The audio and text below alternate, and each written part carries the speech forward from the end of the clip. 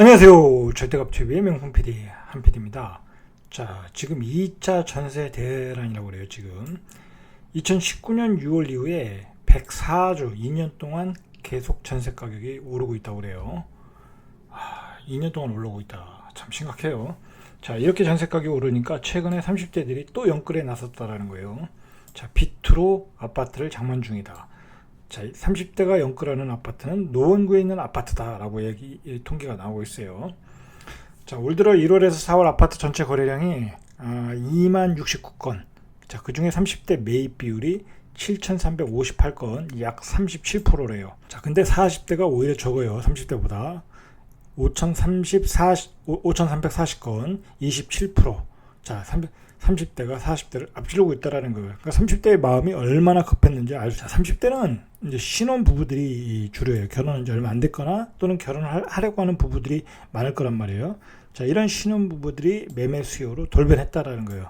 전세값 상승으로 매매 수요로 돌변했다. 자, 이 30대 아파트 매입이 활발한 곳이 이제 노원구라고 그래요. 4월 7일 재보궐선거를 기점으로 노원구가 0.16% 이상으로 급등하며 이 강남 3구의 상승률을 노원구가 추월했다고 그래요.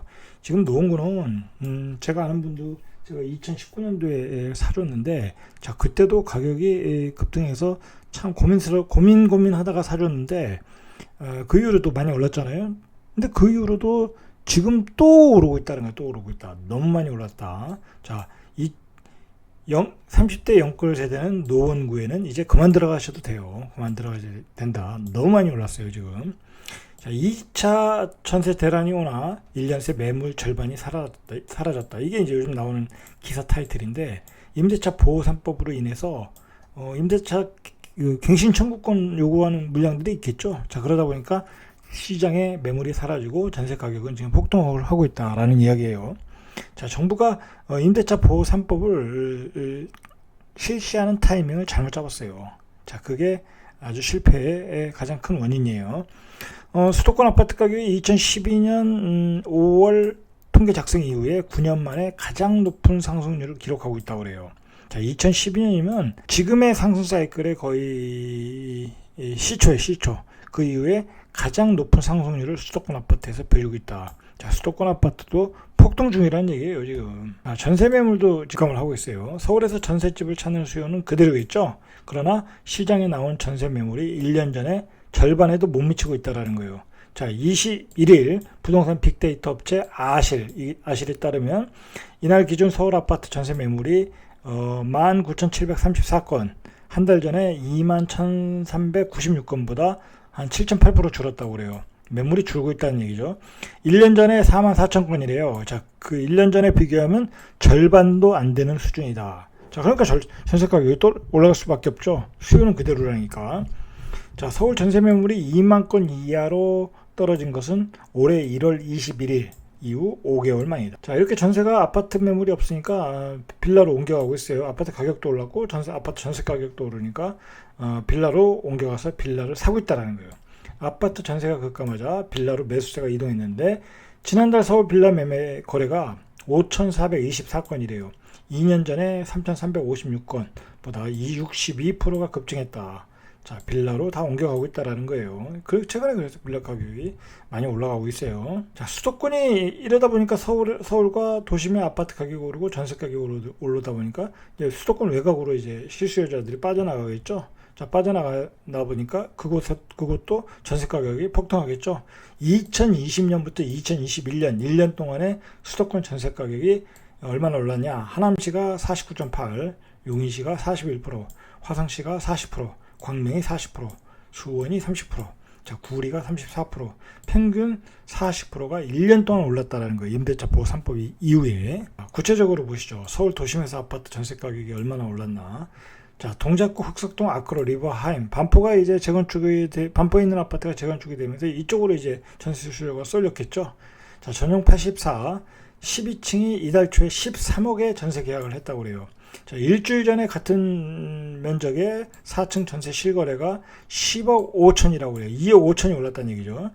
서초구 반포동 레미안 퍼스티지가 전용 135제곱미터가 전세가 이달에 33억에 거래됐다고 그래요. 어마어마하네요. 올해 1월보다 10억 원이 올랐다고 그래요. 자, 여기는 뭐 한방에 뭐 30-40% 오르네요. 마포구를 보시죠. 마포구 레미안 프로지오가 전체가 3,885건. 자, 가구 3,885가구인데 나와 있는 전세 매물이 11건에 불과하다라는 거예요. 11건에. 자, 이 아파트의 전용 84 전세 가격이 작년 7월에 임대차 보호 3법 개정 전이죠. 한 8억 정도만 얻었는데 지난달에 11억 7천이 됐다고 그래요. 한 3억 정도가 올랐네요. 자, 이렇게 전세 가격이 마포도 급등하고 있다. 지역을 안 가리고 올라가고 있다는 거예요. 자, 아크로 리버파크. 자, 이거 없잖아요. 자, 전용 84 지난달 10일에 23억 원에 전세가 거래됐는데 2년 전에 같은 평형이 한 12억 정도. 자, 그러니까 한 9억이 올랐네요. 자, 23억이면 얼마 전에 매매 가격이었는데, 자, 노원구 중계동에 있는 롯데 우성 전용 115제곱미터. 자, 이게 지난 2일에 9억 원의 전세 거래가 체결됐대요. 근데 2년 전에 같은 면적의 전세 가격이 6억 정도, 그러니까 3억 정도 올랐네요.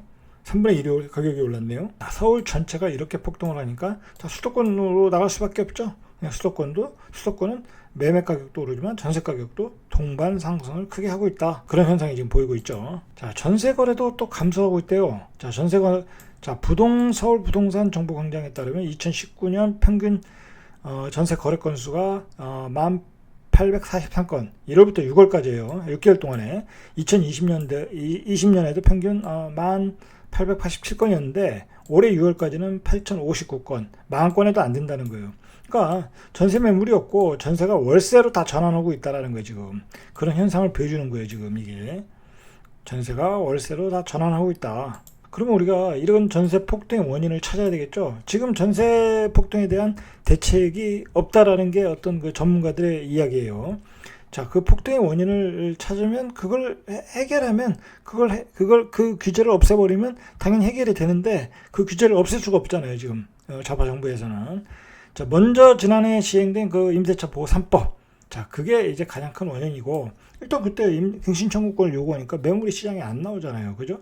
자, 그리고 재건축 재개발 지역, 그리고 신규 입주 아파트에서 실거주 요건을 강화했죠. 그러니까 전세 매물이 자연스럽게 감소할 수밖에 없는 거고, 실거주 요건 때문에. 자, 그리고 기본적으로 입주 물량이 없어요. 지금 공급 물량이 감소됐다는 거예요. 입주 물량이. 그리고 세금 폭탄으로 전세에서 월세로 전환한 매물들이 많이 늘고 있다 지금. 자, 그리고 가장 결정적으로 민간 임대 사업자를 폐지하니까, 자, 민간 임대 사업자가 추가로 시장에 계속 들어와야 되는데 추가로 들어오질 못해요. 있는 것도 다 폐지하고 있으니까. 자, 그걸 정부가 공공임대로 다 맞추겠다라는 거죠. 굉장히 아마추어적인 발상이에요. 아마추어적인 발상. 어떻게 시장에 공급되는 임대 물량을 정부가 다 공급을 할 수 있어요? 못해요. 토지를 매입하고 집을 짓고 뭐 하는데 얼마나 많은 기간이 걸려요. 그리고 정부가 공공임대를 한다고 하면 벌써 그 부지 마련부터 잡음이 많잖아요. 그죠? 반대가 심하고 도심에서 할 경우에, 또 외곽에서 할 경우에는 또 철도를 깔아야 되고 지하철 깔아야 되고, 그러니까 인프라가 많이 들어가서 돈이 많이 들고 예산이 많이 들고 외곽에 있는 땅에다 할 수도 없고, 자, 그러니까 안 되는 거예요. 그러니까 민간 임대 사업자가 그걸 공급을 해야 되는데 그 축을 다 없애버렸다. 자, 그리고 또 집값이 많이 올라가고 그다음에 시장의 유통 물량이 거의 다 없어졌잖아요. 중과세를 때려버리니까. 자, 그러니까 매매가 안 되잖아요. 그럼 전세 살던 사람이 매매 수요로 옮겨감으로써 어떤 전세 수요가 감소해야 되는데 매매를 못 하다 보니까 전세 수요만 늘어난 거예요. 늘어난 거예요. 그러니까 당연히 시장의 전세 가격이 급등할 수밖에 없는 거죠. 매매 수요로 못 가니까. 자, 이렇게 이제 전세값과 매매 가격이 갭이 좁혀지니까 갭 투자가 다시 증가하고 있다고 그래요. 아실 집계에 따르면 최근 3개월 사이 서초구에서 거래된 아파트 460가구 중, 자, 17%, 78가구가 갭 투자했다는 거예요. 똘똘한 한 채도 갭투를 사고 있다는 거예요. 자, 이렇게 사고 나는 전세 살면 되니까. 자, 강남의 12.2%, 송파의 12.6%가 전체 거래 중 갭 투자 비율이 10%를 넘었다라는 거예요. 현장 공인중개사들도 갭 투자 수요가 증가하고 문의도 증가하고 있다라고 이야기하고 있어요. 자, 이런 전세 가격의 급등은 도화선이 되고 있어요. 매매 가격에 불을 지르고 있다고 그래요, 지금. 자, 이렇게 매매 가격이 지금 이제 급등을 하고 다시 올라가고 있는데 지금의 가격은 거의 버블 단계로 들어갔어요. 버블 단계. 자, 지금 30대들이 연끌하고 있는 것은 이 심리적으로 붕괴가 돼서 그래요. 전세 가격은 급등하고 매매 가격도 급등하고 그러니까 어떻게 되겠어요? 가격은 이제 이렇게 이러다 보면 이제 집값이 뭐 도저히 그 자신의 능력 이상으로 올라갈 수밖에 없다. 영원히 집을 못 살 수도 있다라는 불안감에 그 연끌을 해서 지금 버블 단계의 집값을 좀 사고 있는 거예요.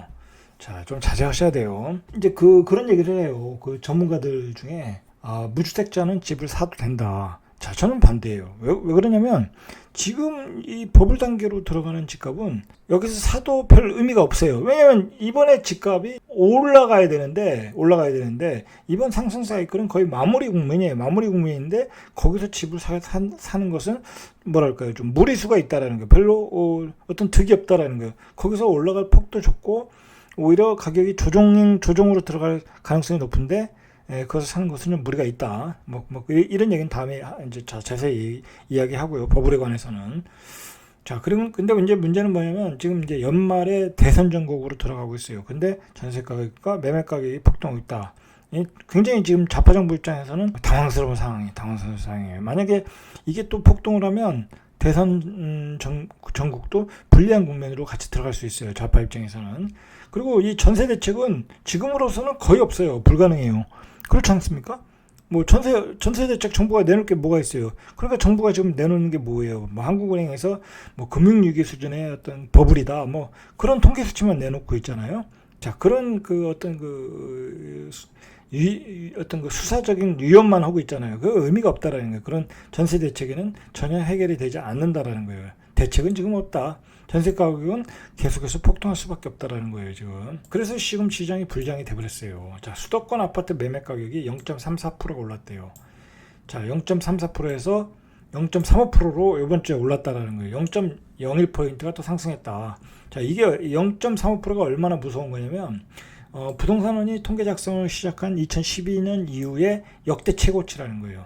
자, 그리고 아실에 따르면 이달 기준 전국 아파트 매물이 총 26만 2,932건인데 이것은 3개월 전보다 8.9%가 감소했다는 거예요. 매매 시장도 물건이 없고 전세 시장도 물건이 없어졌다. 비상이죠, 비상이에요. 지금 그래서 서울 수도권 불장으로 가고 있는 거예요, 지금. 이상 절대값TV의 명품 PD 한 PD였습니다.